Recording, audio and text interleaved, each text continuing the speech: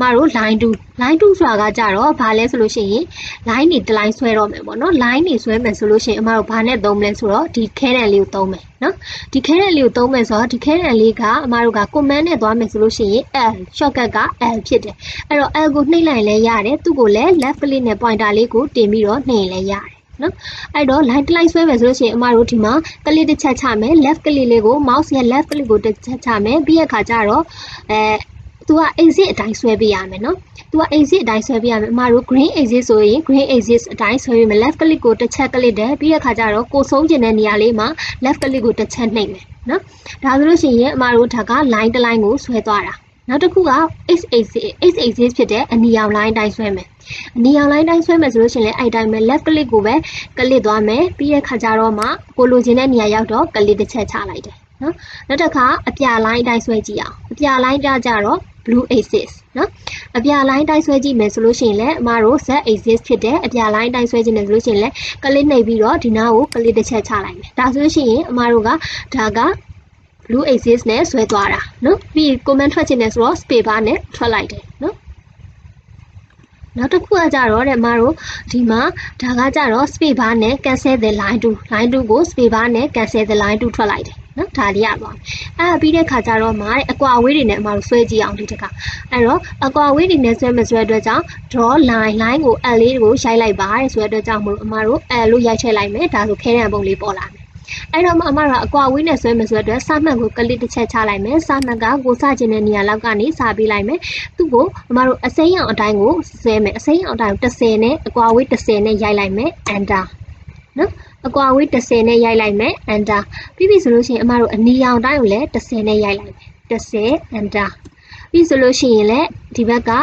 lens ကိုလည်းဒီဘက်အစိမ်းရောင်တိုင်းကိုလည်း10 enter ရိုက်လိုက်မယ်ပြီးဆိုလို့ရှိရင်ဒီဘက် line ကိုအနီရောင် line တိုင်းကိုလည်း10လက်မှာပေါ့နော်10 enter ကလစ်ချလိုက်မယ်ဒါဆိုလို့ရှိရင်သူကမျက်နှာပြင်တစ်ခုဖြစ်သွားမယ် space bar လေးပုတ်လိုက်မယ်ဒါဆိုလို့ရှိရင်အမတို့က line တွေပိတ်သွားပြီဆိုရင်ဘာဖြစ်သွားလဲဆိုတော့မျက်နှာပြင်တစ်ခုဖြစ်သွားလိမ့်မယ်နော်မျက်နှာပြင်တစ်ခုဖြစ်သွားလိမ့်မယ်ဒါကို line 2ကိုဆွဲတယ်လို့ခေါ်တယ်နော်နောက်တစ်ခုကအမတို့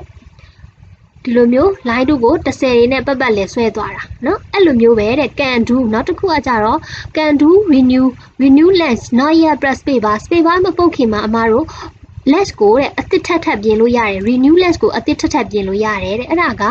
အမတို့ဒီမှာ line တစ် line ဆွဲလိုက်မယ်ဒီကောင်လေးကိုအမတို့က9လို့ပေးလိုက်9ပေလို့ပေးလိုက်မယ်9ပေ enter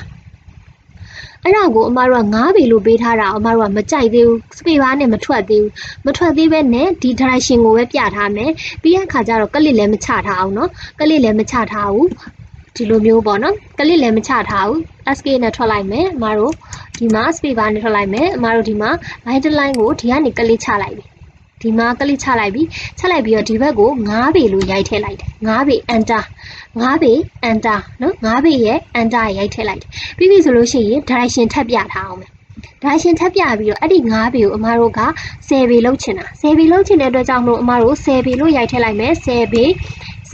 enter ဒါဆိုလို့ရှိရင်စုစုပေါင်း9ပေကအားလုံး total length က10ပေဖြစ်သွားမယ်เนาะအဲ့လိုပဲအမတို့10ပေကိုမှမဟုတ်ဘူးအမတို့က2ပေလဲလုပ်ချင်တာ2ပေလေးလည်းလုပ်ချင်တယ်ဆိုတော့2ပေ enter တိုးချင်တာဆိုတော့ချင်းအမတို့2ပေ length ရဲ့ total က2ပေဖြစ်သွားမယ်เนาะတပေပဲလုပ်ချင်တာရတယ်တပေ enter ဒါဆိုရင်တပေပဲဖြစ်သွားမယ်เนาะtotal length ကတပေဖြစ်သွားမယ်เนาะအဲ့အတွက်ကြောင့်အမတို့သိရထားမှာ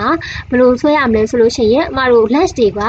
ပြင်လို့ရတယ်။ comment မထွက်မချင်းကိုပြင်လို့ရတယ်ဆိုတာကိုသိထားလို့ရတယ်။သိထားရမယ်နော်။အဲ့တော့ကြောင့်မတို့ဒီမှာ30ပေ20ပေလောက်ချင်တာ20ပေ enter comment မထွက်သေးဘူး space bar မပုတ်သေးပဲနဲ့ total length ကိုလောက်ကြည့်တော့20ပေဒါ total length က20ဖြစ်သွားတာပေါ့နော်။ဒါကတော့မထွက်မချင်းကို comment မထွက်မချင်းကိုပြင်နေလို့ရတယ်လို့ပြောတာနော်အဲ့တော့အမတို့ space bar ပုတ်လိုက်မယ်ဆိုလို့ရှိရင်တော့ပြင်လို့မရတော့ဘူးဒီမှာ20ရိုက်ထည့်လဲမပေါ်တော့ဘူးနော်အဲ့တော့အမတို့ဒီမှာတိထားမှာကအမတို့20ပေဆိုလို့ရှိရင်သူ့ရဲ့ကွာဝေးကို renew လုပ်ချင်တယ်ဆိုလို့ရှိရင် space bar မပုတ်ခင်ကို cancel လုပ်သွားလို့ရတယ်နော် space bar မပုတ်ခင်တန်မိုးတွေထက်တိုးသွားလို့ရတယ်နော်နောက်တစ်ခုကကြတော့တဲ့အမတို့ဒီမှာ box တစ်ခုကိုဆွဲပါတဲ့ example အနေနဲ့ဒီမှာ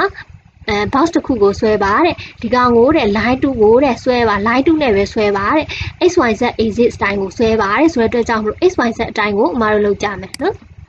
အဲ့တော့ကြောင့် xyz အတိုင်းဆွဲမယ်ဆိုတဲ့အတွက်ကြောင့်မလို့ line to l ကိုယူလိုက်တယ်ပြီးရခါကျတော့အမတို့ဒီမှာသူ့ကိုဒီကအကွာအဝေးကိုအမတို့က2ပေးပေးလိုက်မယ်2ပေး enter နော်2ပေးပေးလိုက်မယ်ပြီးရခါကျတော့သူ့ကိုလည်းဒီဘက်ကိုလည်းအမတို့2ပေးပေးလိုက်မယ်2ပေး enter ပြီးဆိုလို့ရှိရင်ဒီဘက်ကိုလည်းအမတို့2ပေးပေးလိုက်မယ် enter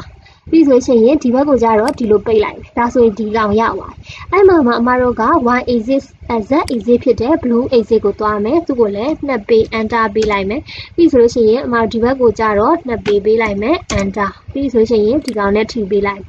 ပြီးရခါကျတော့ဒီဘက်ကိုလည်း2ပေး enter ပြီးဆိုလို့ရှိရင်ဒီဘက်ကိုထိပေးလိုက်မယ်ဒီကောင်ကိုလည်းအဲ့တိုင်းပဲဒီကောင်ကိုဒီကနေမှအပြရောင် line က axis တော့မှန်အောင်ဆွဲပေးရမယ်ပြီးဆိုရှင်ရင်သူ့ကိုလည်းထပ်ပေးမယ်သူ့ကိုလည်းထိပေးလိုက်မယ်ဒါဆိုရှင်ရင်တော့အမတို့ box တစ်ခုဖြစ်သွားပြီနော်သူပြောတဲ့ပုံစံတိုင်းဆွဲလိုက်တယ်နော် line 2နဲ့ဆွဲလိုက်တာနော်နောက်တစ်ခုကတဲ့အမတို့ဒီမှာ line တွေကိုတဲ့အကွာအဝေးတူတူတွေဆွဲခြင်းတယ်ဒီ line နဲ့ဒီ line ကိုအမတို့ကဘယ်လောက်နဲ့ဆွဲထားမှန်းမသိဘူးပေါ့နော်အဲ့ဆိုလို့ရှိရင်ဒီဘက်မှာလည်းအဲ့လိုမျိုးမြင်းမြိုင် line design ဆွဲခြင်းတယ်ဒါဆိုလို့ရှိရင်အမတို့ဘယ်လိုဆွဲမလဲဆိုတော့ line ဆိုတဲ့ l command ကိုယူလိုက်တယ်ပြီးရခါကျတော့ဒီ end point မှာကလစ်တစ်ချက်နှိပ်မယ်ပြီးရခါကျအမတို့အစိမ်းရောင် line တိုင်းကိုသွားမယ်အစိမ်းရောင် line တိုင်းကိုသွားပြီးတော့ဒီဘက်ကွာဝေးနဲ့ကွက်တိဖြစ်ချင်တာလေကွက်တိဖြစ်ချင်တာတစ်ခါလေကြာရင်ဒီ tracking line လေးတွေကပေါ်ပေးတယ်မပေါ်တဲ့အခါဆိုလို့ရှိရင်အမတို့ဘယ်လိုလုပ်မလဲ tracking line မပေါ်တဲ့အခါဆိုလို့ရှိရင် shift key ကိုဖိလိုက်တယ်နော် shift key ကိုဖိထားမယ် keyboard က shift key ကိုဖိထားပြီးတော့အမတို့ဒီမှာအစိမ်းအောင် line ကထင်းထင်းလေးဖြစ်သွားပြီဒီ line ထင်းထင်းလေးဖြစ်နေတဲ့အချိန်မှာအမတို့ဒီတိကောင်ကိုဒီဘက်ကသူ့ရဲ့အဆုံးရှိတဲ့ line ကိုကလေးတစ်ချက်နှိပ်လိုက်ဒါဆိုရင် shift key ကိုလွှတ်လိုက်မယ်ဒါဆိုရင်အမတို့က shift key ကိုဖိပြီးတော့ line ထင်းလာတဲ့အချိန်မှာကလေးကိုနှိပ်ပေးလိုက်တယ်ဒါဆိုရင်အမတို့ဒီမှာ line တစ် line သူနဲ့အကွာအဝေးတူတူရသွားမယ်နော်သူနဲ့အကွာအဝေးတူတူရသွားမယ်ဒါဆိုလို့ရှိရင်တော့အမတို့အဲ့လိုပဲအစိမ်းရောင် axis မှရမဟုတ်ဘူးအမတို့အနီရောင်တို့အပြာရောင်တို့ကိုလည်းလုပ်လို့ရတယ်နော်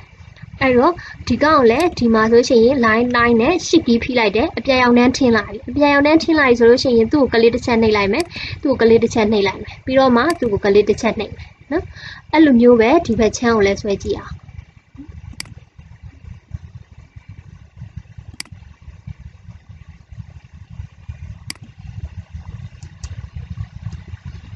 ဒီမှာအစိမ်းရောင်တိုင်းဆွဲမယ်ပေါ့ရှစ်ကီးကိုဖိလိုက်တယ်အစိမ်းရောင်တိုင်းထင်းလာပြီဒါဆိုရှင်ရင်အမတို့သူ့ကိုကလေးနှိပ်လိုက်မယ်ပြီးရခါကျတော့အပြာရောင်တန်းကိုကလေးနှိပ်လိုက်